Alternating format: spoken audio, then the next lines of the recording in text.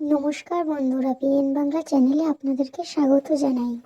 আজকের recipe mutton curry বানানোর জন্য প্রথমে নিয়ে নিয়েছি পেঁয়াজ কুচি, টমেটো, লেবু, কাঁচা লঙ্কা আর রসুন বাটা। আর নিয়ে নিয়েছি মটন আর আদা বাটা, জিরে বাটা, কাঁচা লঙ্কা, শুকনো লঙ্কা বাটা, সর্ষের তেল, লবণ আর হলুদ গুঁড়ো।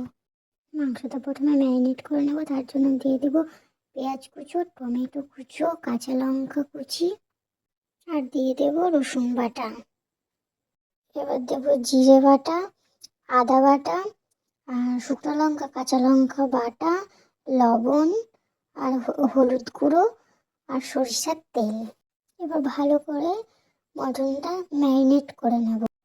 ম্যারিনেট করা হয়ে গেলে 20 মিনিট মতো ঢেকে রেখে দেবো। আমি লেবুর রসটা আগে দিতে ভুলে গেছিলাম, তাই এখন দিয়ে নিলাম, আপনারা আগে দিয়ে নেবেন।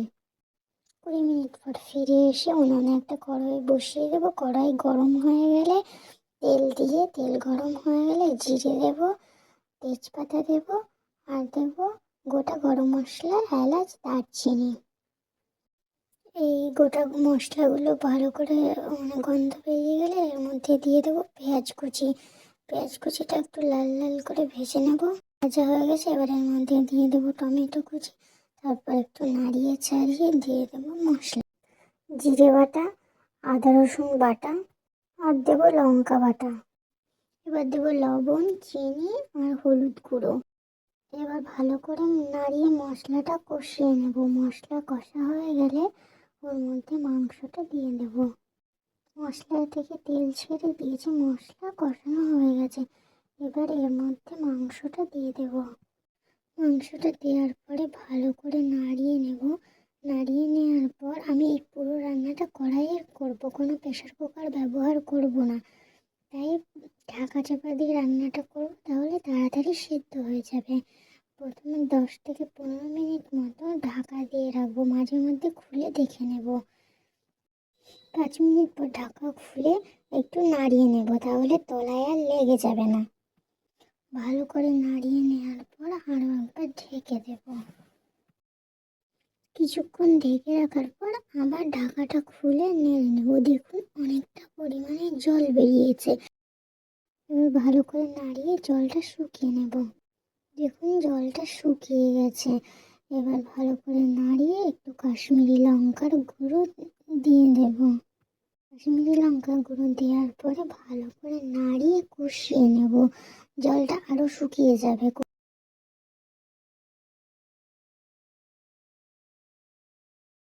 ভালো করে নাড়িয়ে কষিয়ে নেব। তেল ছেড়ে দিয়েছে, কষানো হয়ে গেছে।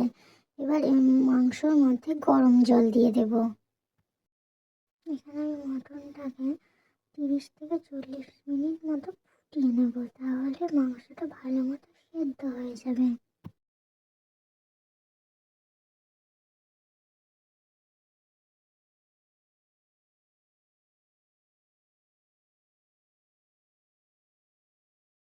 তিরিশ থেকে 40 মিনিট পর ফিরে এসে গরম মশলা গুঁড়ো দিয়ে দেবো আর দিয়ে দেবো ধনে পাতা কুচি। তারপর ভালো করে নাড়িয়ে নেব।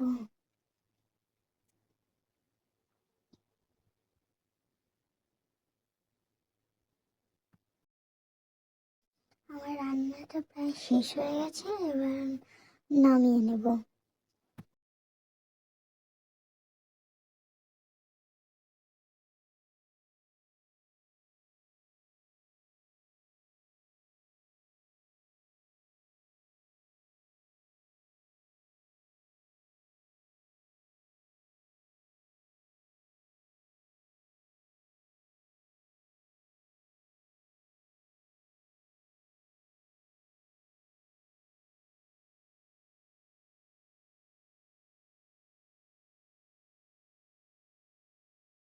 নামিয়ে নিয়েছি। এবার দেখুন কালারটাও খুব সুন্দর এসছে, দেখেও খুব সুন্দর লাগছে।